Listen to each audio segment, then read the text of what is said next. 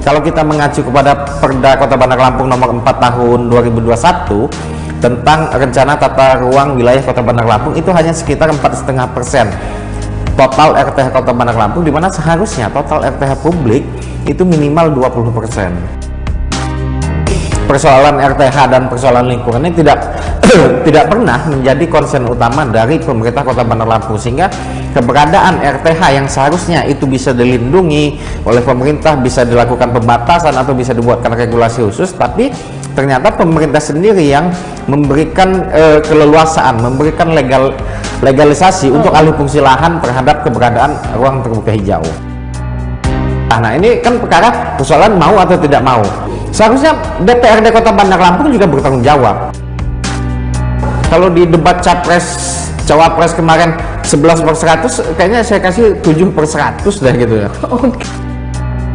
Walhi dari dulu, hari ini, dan sampai dengan ke depan akan terus memperjuangkan jumlah RTH di Kota Bandar Lampung dan mendorong pemerintah Kota Bandar Lampung untuk memenuhi ketersediaan ruang terbuka hijau di Kota Bandar Lampung. Ya, halo Tribuners, jumpa lagi bersama dengan saya Mutiara dalam tayangan podcast di Tribun Lampung. Seperti biasa, kalau podcast Tribun Lampung, ini kita akan kehadiran narasumber yang akan berbincang menemani Mutiara selama kurang lebih 30 menit ke depan. Tribuners, kali ini sudah hadir di studio Tribun Lampung tercinta, yaitu narasumber kita, Direktur Walhi Lampung, ada Bang Irfan Primusri. Halo Bang Irfan. Halo Mbak Mutia. Gimana kabarnya Bang? Insya Allah sehat. Insya Allah sehat. Nah, Bang Irfan ini akan berbincang bersama dengan Mutiara di podcast Tribun Lampung dengan tema kita kali ini yang akan membahas tentang RTH atau ruang terbuka hijau Kota Bandar Lampung yang semakin berkurang. Tribuners penasaran kira-kira apa saja yang akan kita bahas? Pokoknya jangan sampai lewatkan tayangan ini dan terus nantikan kita ya. Nah, langsung saja nih kita kenalan dulu lah ya dengan Bang Irfan. Bang Irfan, boleh dikasih tahu dong kepada Tribuners sekarang ini sibuk ngapain aja nih Bang sebagai Direktur Walhi Lampung? Ya, tentu sebagai Direktur Walhi kita memiliki agenda-agenda sebagaimana yang tertuang ya di dalam rencana strategis kita terkait dengan bagaimana tata kelola organisasi, program-program yang akan kita lakukan. Namun juga selain itu secara garis besar sebagai organisasi advokasi, Walhi juga bersama dengan masyarakat itu sedang memperjuangkan beberapa permasalahan lingkungan seperti di Kabupaten Pesisir Barat gitu. Kemudian ada juga di Kabupaten Tulang Bawang, Kabupaten Lampung Timur, dan saat ini untuk di wilayah Kota Bandar Lampung yang dari dulu hingga sekarang tak henti-hentinya kita juga masih sangat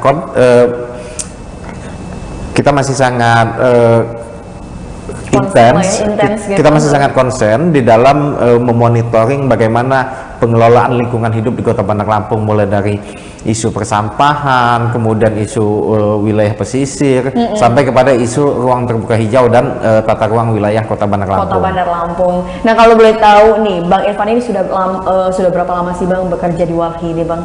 Saya bergabung menjadi stafnya sejak bulan April 2015 ya, menjadi staf, kemudian kepala divisi, kemudian tahun 2019 saya dipilih untuk memimpin Walhi Lampung sampai dengan 2023, dan alhamdulillah per 7 Desember 2023 kemarin saya mendapatkan amanah kembali untuk memimpin Walhi Lampung sampai 4 tahun ke depan. Oke, jadi sudah hampir 9 tahun di Walhi ya. Berarti sudah banyak sekali nih hal-hal yang bisa kita korek ya dari Bang Irfan ya seputar lingkungan hidup yang ada di Provinsi Lampung khususnya. Tapi kali ini kita akan membahas seputar RTH yang ada di Kota Bandar Lampung, dimana tadi sudah dijelaskan sama Bang Irfan, katanya RTH ini udah bertahun-tahun jadi kayak problematika ya. Jadi problem yang tidak pernah terselesaikan. Iya, tidak menemukan solusi gitu. Betul, kan. Tapi sebenarnya Bang, kalau boleh tahu nih, Mutiara ingin tanya, sebenarnya kalau untuk di Kota Bandar Lampung sendiri itu udah berapa persen RTH yang ada?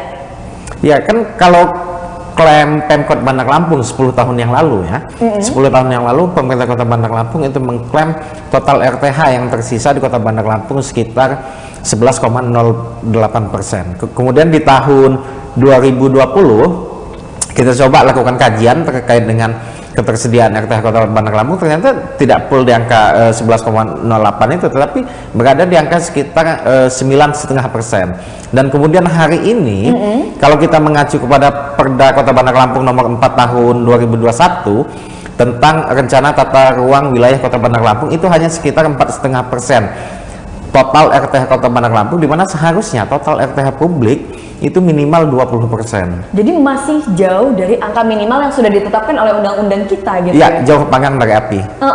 Kalau boleh tahu nih Bang, sebenarnya apa sih Bang yang menjadi masalah gitu? Kenapa sih RTH di Kota Bandar Lampung ini menjadi masalah yang tidak terselesaikan ujung-ujungnya selama bertahun-tahun Bang? RTH ini kan problem struktural ya, dan harus diselesaikan dengan cara politik. Nah, ini kan bisa dilihat dari bagaimana kepemimpinan pemerintah Kota Bandar Lampung itu melihat persoalan lingkungan hidup dan melihat persoalan RTH ini menjadi persoalan yang harus diselesaikan. Tapi rupanya 10, 15 tahun atau 20 tahun yang lalu sampai dengan hari ini, persoalan RTH dan persoalan lingkungan ini tidak pernah menjadi concern utama dari pemerintah Kota Bandar Lampung, sehingga keberadaan RTH yang seharusnya itu bisa dilindungi oleh pemerintah, bisa dilakukan pembatasan atau bisa dibuatkan regulasi khusus, tapi ternyata pemerintah sendiri yang memberikan keleluasaan, memberikan legalisasi untuk alih fungsi lahan terhadap keberadaan ruang terbuka hijau. Oke, ya ini jadi permasalahannya adalah sebenarnya bagaimana dari kebijakan pemerintah sendiri ya untuk mengatasi masalah ini. Iya, hal itu misal bisa kita lihat berbicara RTH, tentu dia memiliki kaitan erat dengan keberadaan bukit di Kota Bandar Lampung. Keberadaan bukit di Kota Bandar Lampung itu kan ada sekitar 33 bukit di Kota Bandar Lampung ya. Walaupun bukit itu secara kepemilikan dimiliki oleh pribadi, tetapi kan pemerintah selaku regulator dan eksekutor di negara ini gitu kan, pemerintah itu punya kewenangan, punya kapasitas untuk bisa membuat kebijakan untuk membatasi alih fungsi bukit yang terjadi. Tetapi tidak ada hal itu dilakukan oleh pemerintah. Justru pemerintah Kota Bandar Lampung membiarkan alih fungsi bukit menjadi entah dia pemukiman, perumahan, atau menjadi tempat wisata yang cukup banyak tren di Kota Bandar Lampung hari ini gitu ya. Nah, di sisi lain, dulu mungkin senior kita atau pendahulu kita di Bandar Lampung ini sangat tidak asing dengan ada namanya hutan kota di Halim. Hutan kota di Halim itu dulu kan itu lahan milik pemerintah Kota Bandar Lampung. Tiba-tiba kalau tidak salah melalui Perda RT RW Kota Bandar Lampung nomor 4 tahun 2004, itu ternyata yang seharusnya hutan kota itu menjadi kawasan lindung ya, menjadi taman hutan kota, ternyata dia peruntukannya dirubah dari peruntukan lindung menjadi peruntukan budidaya, sehingga kemudian dialihkan kepada pihak swasta yang hari ini berdasarkan informasi yang kita himpun ada nama PT Hasil Karya Kita Bersama atau PT HKKB itu menguasai lahan eks taman hutan kota yang ada di wilayah Halim. Wilayah Halim. Oke, nah tapi Bang, kita melihat bahwasannya ini menjadi masalah di Kota Bandar Lampung yang berlarut-larut. Sebenarnya Bang, se-urgens, maksudnya se-urgent apa sih ini keberadaan RTH itu harus sesuai dengan 20% itu, khususnya di Kota Bandar Lampung. Seberapa, apa bisa dikatakan peran dari RTH sendiri ini berapa banyak gitu pengaruhnya bagi Kota Bandar Lampung? Ya, RTH itu kan memiliki fungsi yang sangat signifikan dan sangat berkontribusi ya, baik itu terhadap lingkungan maupun terhadap masyarakat. Jadi dengan adanya RTH minimal 20% itu kan secara garis besar itu sebagai penyeimbang dari aktivitas perkotaan, aktivitas industri terhadap dengan kondisi lingkungan yang ada. Nah, jika RTH ini tidak terpenuhi, maka akan ada 3 fungsi utama dari RTH ini akan hilang. Kalau kita mengelompokkan RTH ini ada 3 fungsi utama yang bisa didapat. Pertama, fungsi lingkungan. Fungsi lingkungan ya kalau kita pakai teori pelajaran SD dulu, pohon memberi oksigen gitu ya, pohon mencabut karbon. Itu salah satu hal kecilnya gitu ya. Fungsi lingkungannya terkait dengan keberadaan pohon, dia sebagai carbon stock, penyerap oksigen, kemudian juga sebagai resapan air gitu. Itu dari segi fungsi lingkungan. Kemudian ya di tengah krisis iklim ini dia bisa saja sebagai penyeimbang iklim gitu. Kemudian kedua itu fungsi sosial. Jika Bandar Lampung atau suatu wilayah perkotaan dia memiliki ruang terbuka hijau publik yang bisa diakses dan dimanfaatkan oleh publik, maka di situ akan menjadi sebuah epicentrum bagi interaksi sosial yang ada. Mungkin kita bisa membayangkan lah ya, ada sebuah RTH, di sana orang bisa jogging, di sana orang bisa belajar bareng, di sana orang bisa berkumpul, segala macam. Kemudian ketiga, jika fungsi ekologi atau fungsi lingkungan sudah terpenuhi, fungsi sosial berjalan, maka fungsi ekonomi yang katanya pemerintah mendorong UMKM ketimbang nutup jalan gitu kan, walaupun nutup jalannya cuma seminggu sekali atau seminggu 2 kali, ketimbang nutup jalan mending bisa dimaksimalkan ketika RTH itu ada, bisa dialihkan di RTH tersebut. Jadi 3 fungsi utama itu fungsi yang bisa diberikan dari sebuah kehadiran RTH, dan jika sebuah RTH publik itu tidak ada, maka 3 fungsi ini tidak akan terjadi di Kota Bandar Lampung. Mungkin sekarang saya tanya dengan Mbak Mutia, di mana sih kita di Bandar Lampung ini kita bisa mengakses ruang publik gitu, sebuah wilayah atau sebuah hamparan atau sebuah sudut kota yang kita bisa berkumpul dengan aman, dengan nyaman gitu, itu ada di mana? Kayaknya nggak bisa lagi gitu. Iya, kayak nggak ketemu jawabannya. Kalaupun ada, hanya satu atau 2 lokasi, dan itu pun ya sangat kecil ya. Mungkin bisa seperti di lapangan Kalpataru Kemiling, tapi itu kan mau kita sebut RTH juga, itu sebagian besar udah jadi stadion juga. Iya betul. Dan di sana ada public space-nya gitu kan. Kemudian Taman Dipangga, ya kita tahu lah luasan Taman Dipangga itu hanya seberapa, hanya kecil banget gitu ya. Kemudian PKORW Halim itu juga sebagian sudah terbatas aksesnya. Nah kemudian itu RTH, kemudian RTH saja sangat susah, apalagi public space juga gitu. Bahkan kan beberapa waktu lalu ada public space yang dibangun pemerintah provinsi yang diklaim sebagai RTH, tapi dalam konsep atau paradigma Walhi itu bukan ruang terbuka hijau sih, lebih pas disebut sebagai public space, dan ternyata hari ini sudah dialihfungsikan juga oleh pemerintah. Dibangun tempat peribadatan umat muslim gitu. Nah menarik nih Bang Irfan, tadi mengatakan bahwasannya diklaim sebagai RTH, tapi ternyata itu bukan RTH menurut dari kacamata Walhi. Sebenarnya kalau kita boleh tahu konsep RTH itu seperti apa sih Bang? Ya, ini yang harus kita bedakan antara RTH, ruang terbuka hijau, dengan public space atau ruang publik. Nah itu mungkin banyak yang belum paham gitu. Betul. Nah, RTH itu kan secara harfiah aja kita terjemahkan dari namanya, ruang terbuka hijau, yang berarti kan anggap aja suatu hamparan gitu yang banyak pepohonan, kemudian di sana juga ada berbagai macam jenis pohon, mungkin juga bisa berbagai macam jenis satwa gitu ya. Nah RTH ini juga cukup banyak yang dijadikan sebagai tempat publik. Nah jika sebuah hamparan atau sebuah hutan di tengah kota ini dia disediakan infrastruktur, misal tempat berkumpul, tempat bermain, maka dia bisa menjadi sebuah public space juga, bisa include di dalamnya. Tapi yang namanya public space itu tidak bisa diklaim sebagai RTH. Nah, contoh salah satu tempat yang di wilayah Enggal, kenapa kita bersikukuh menyebut itu bukan RTH? Ya lihat saja gitu, secara hamparan, apakah di sana dikelilingi oleh hamparan pepohonan? Ini kita berbicara secara fisiknya ya. Iya betul. Apakah di sana dikelilingi oleh hamparan pepohonan? Itu tidak ada. Bahkan untuk wilayah sebut saja, untuk wilayah dasarnya saja itu sudah tidak kita temukan pertanahan lagi, tapi semua sudah dibetonisasi gitu. Nah dari hal yang simpel ini kita harap kita atau publik bisa membedakan juga ya, mana yang RTH dan mana yang public space gitu. Ya benar, karena kalau misalkan kita nggak tahu konsepan RTH yang benar, takutnya ya itu tadi salah mengklaim yang kita pikir RTH ternyata public space aja gitu. Nah kalau misalkan ini Bang Irfan, kalau sebenarnya Mutiara sendiri penasaran sejauh mana sih Walhi ini berperan, terutama kan kita tahu kata Bang Irfan tadi RTH ini jadi masalah atau problematika yang dari tahun ke tahun kayak gini-gini aja gitu. Sebenarnya sejauh mana Walhi ini bisa berperan Bang? Ya, peran Walhi yang selama ini kita lakukan, kita selalu melakukan intervensi terhadap kebijakan yang dilakukan oleh pemerintah dalam pemerintahan RTH. Makanya di dalam beberapa momen atau forum pengambilan keputusan pemerintah, hal ini terus menerus kita sampaikan. Bahkan di dalam forum-forum perumusan kebijakan, entah itu perda atau hal lainnya, ini juga selalu kita sampaikan dan selalu kita protes bagaimana pemerintah bisa memenuhi kebutuhan RTH. Bahkan di terakhir kertas posisi yang kita sampaikan kepada pemerintah Kota Bandar Lampung, bahkan kita sampai kepada memberikan rekomendasi. Rekomendasi itu bukan rekomendasi substansi lagi, tapi sudah kepada rekomendasi teknis gitu.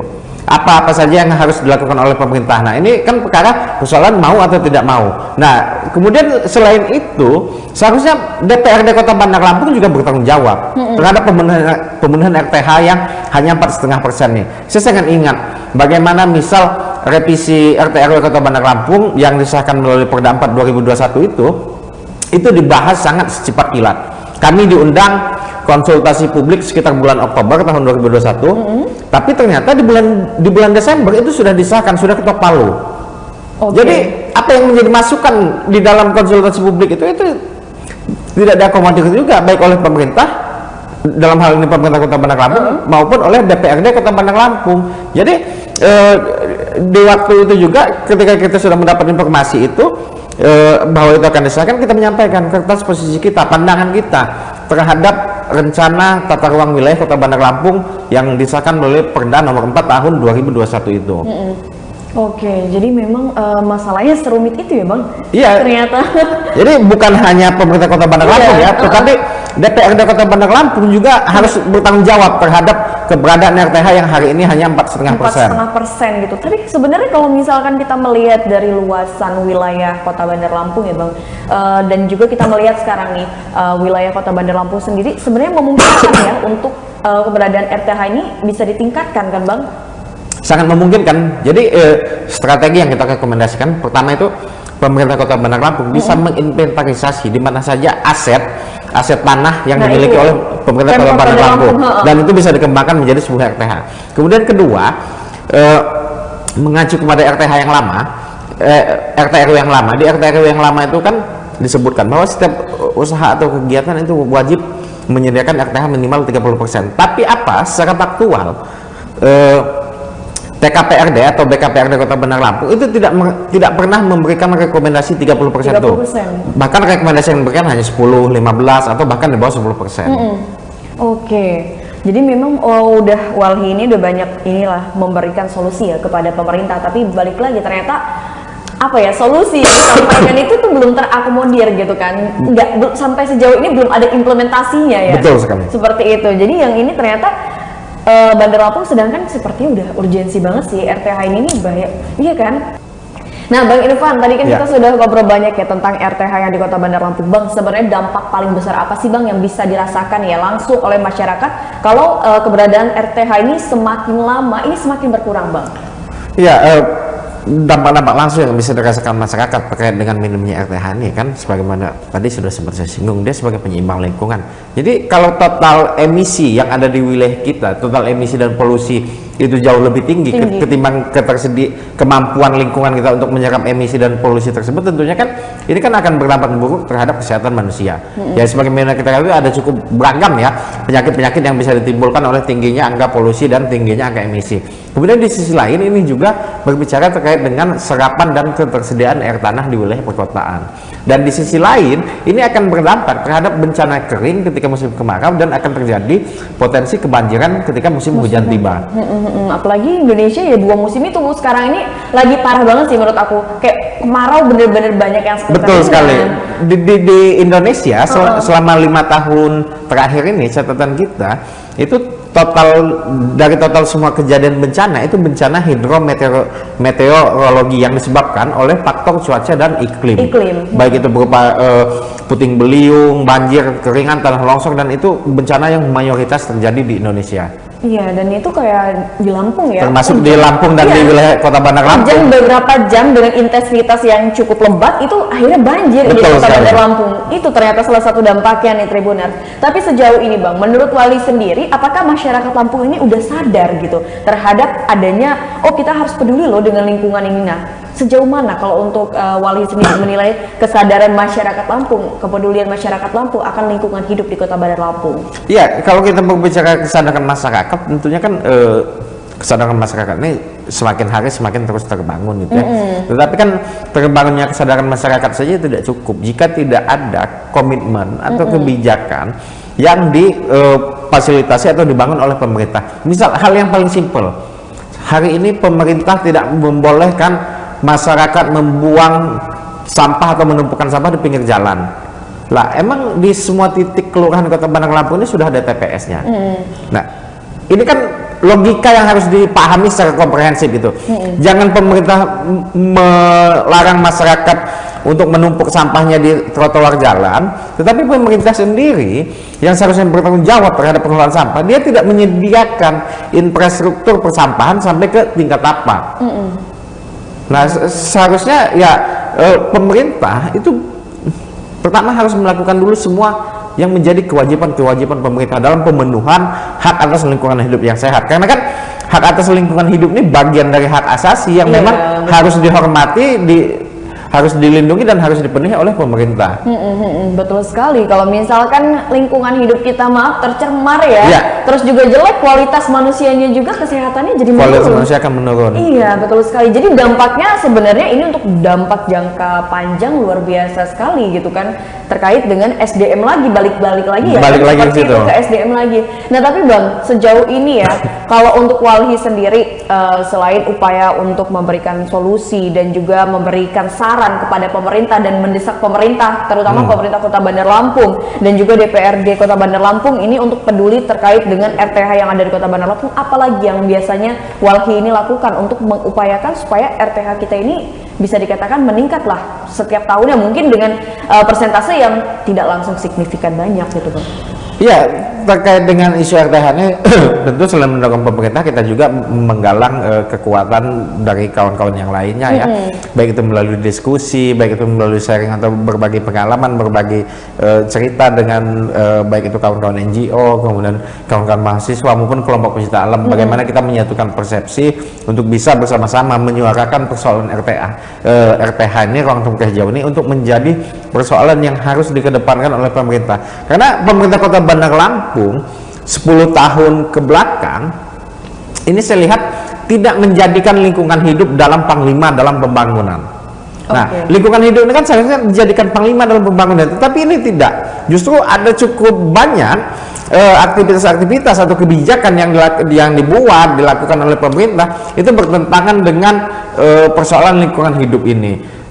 Jadi misal kita lihat sejauh mana sih di 4 tahun atau 5 tahun ke belakang ini upaya pemerintah Kota Bandar Lampung dalam pengelolaan lingkungan hidup ini, bisa kita bilang kalau di debat Cawapres kemarin 11/100, kayaknya saya kasih 7/100 deh gitu ya.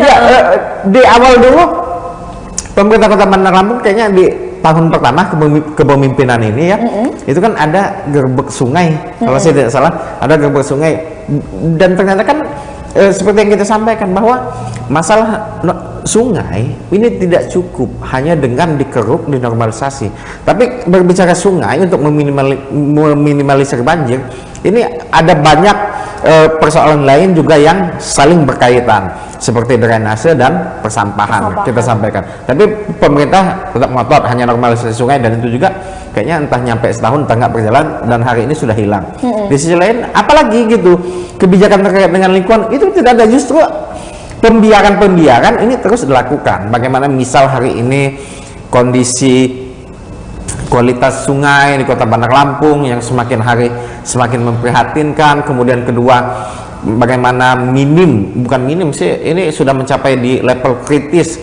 ruang terbuka hijau di Kota Bandar Lampung. Kemudian permasalahan sampah ini ya oke, pas waktu itu ada heboh-heboh, dan ternyata ya cuman heboh-heboh di hari itu aja, tidak menampar ke pemerintah untuk bertindak lebih jauh juga gitu. Heboh-heboh waktu itu kan persoalan sampah. Nah, di hal-hal yang terbaru temuan kita misal terkait dengan sampah itu ada limpasan air lindi. Air lindi itu air yang dihasilkan dari tumpukan sampah ke pemukiman warga. Itu terjadi di mana itu? Di perkampungan di dekat TPA Bakung. Nah, ada air lindi masuk ke wilayah pemukiman, dan ini tentu ini kan sebuah kejahatan lingkungan yang dilakukan oleh pemerintah itu sendiri gitu ya. Nah, kemudian ada kebakaran TPA Bakung yang hampir 5 hari baru bisa dipadamkan gitu. Sekali. Dan itu Mutiara juga sempat ngobrol dengan kepala dinas pemadam kebakaran langsung datang ke sini, katanya memang sulit sekali gitu. Ternyata dari dalamnya ini memicu api ini untuk terus hidup gitu. Iya, itu sulit dipadamkan karena memang selama ini pertama tidak pernah ada pengelolaan sampah. Tidak pernah ada pengolahan sampah yang dilakukan di situ. Sehingga sampah di situ ya memang sampah yang dari rumah tangga masuk ke TPS, diangkut ke TPA, ditumpuk begitu saja. Kemudian kedua, saya sangat meyakini juga tidak pernah ada upaya atau standar mitigasi yang dilakukan di TPA Bakung. Oke, apakah ini persoalan, maaf, misalkan, apakah ini persoalan anggaran gitu? Karena kan kalau misalkan kita tahu ya, melihat contoh di beberapa negara yang memang sudah memiliki sistem pengolahan sampah yang luar biasa, di mana akhirnya lingkungan hidupnya juga jadi bagus nih. Ternyata kan itu memang membutuhkan dana yang cukup lumayan untuk bisa ada mesin-mesin dan alat-alat sebagainya. Apakah ini persoalan anggaran, bukan? Saya rasa kalau untuk persoalan sampah itu tidak logis jika dikaitkan dengan masalah anggaran. Kenapa sih bilang seperti itu? Sampah ini bukan barang kosong. Sampah ini berapa puluh miliar gitu setiap tahun. Saya nggak tahu angka pastinya, entah puluhan miliar atau mencapai 100 miliar yang masuk ke dalam pendapatan asli daerah PAD Kota Bandar Lampung gitu kan. Jadi sampah ini bukan barang kosong. Jadi ketika dana sampah itu dikelola saja, sebetulnya itu mungkin sudah cukup signifikan gitu untuk melakukan upaya-upaya pengelolaan sampah di wilayah Kota Bandar Lampung nih. Toh dana yang dikorupsi aja mencapai 30 miliar kok gitu. Oke.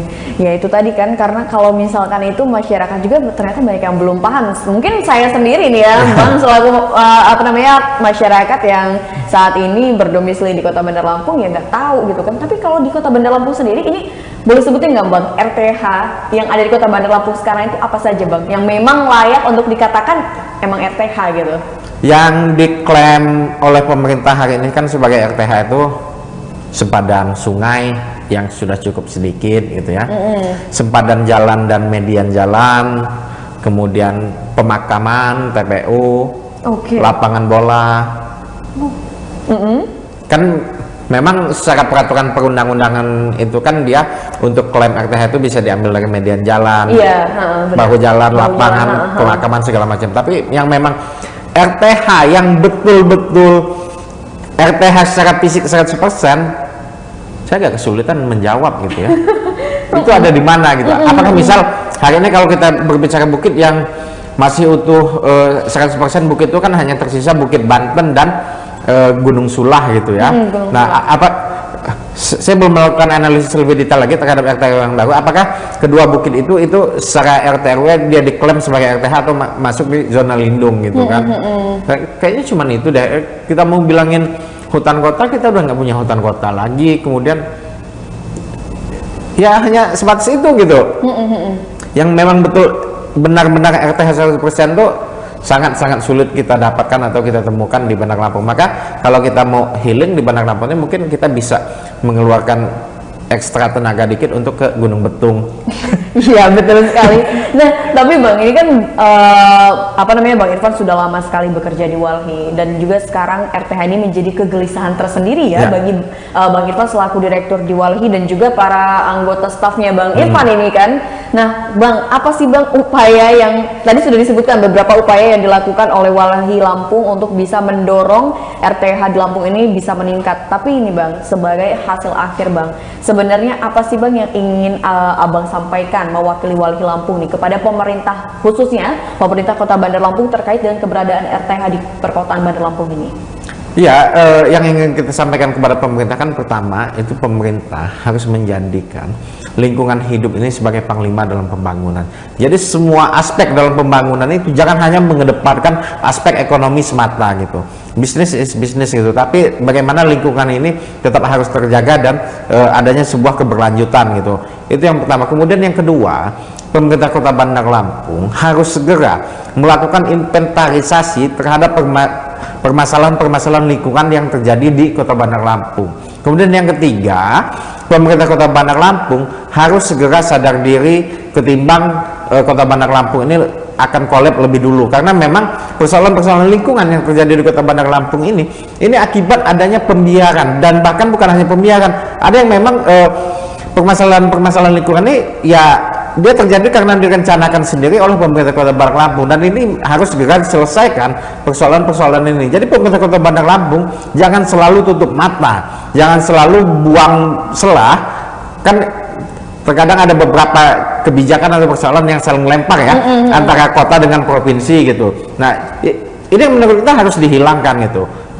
bagaimana pemerintah Kota Bandar Lampung bisa memaksimalkan, bisa mengefektivitaskan kerja-kerjanya terhadap persoalan lingkungan hidup di Kota Bandar Lampung. Tapi sejauh ini kalau misalkan melihat persentase dari RTH yang ada di Kota Bandar Lampung, ini kan memang masih jauh dari angka 20%. Tapi kalau misalkan di Lampung sendiri, gimana Bang? Ini dengan nilai 4,5% tadi yang disebutkan oleh Bang Irfan, Bang? Ya, kalau untuk konteks provinsi kan dia sudah tidak mengkalkulasi lagi dengan ruang terbuka hijau, tapi dia dikalkulasikan dengan keberadaan kawasan hutan. Jadi kawasan hutan di Provinsi Lampung memang secara luasan kita masih di bawah standar. Kalau standar dulu itu kan di Undang-Undang Kehutanan itu minimal 30% dari luas wilayah ya.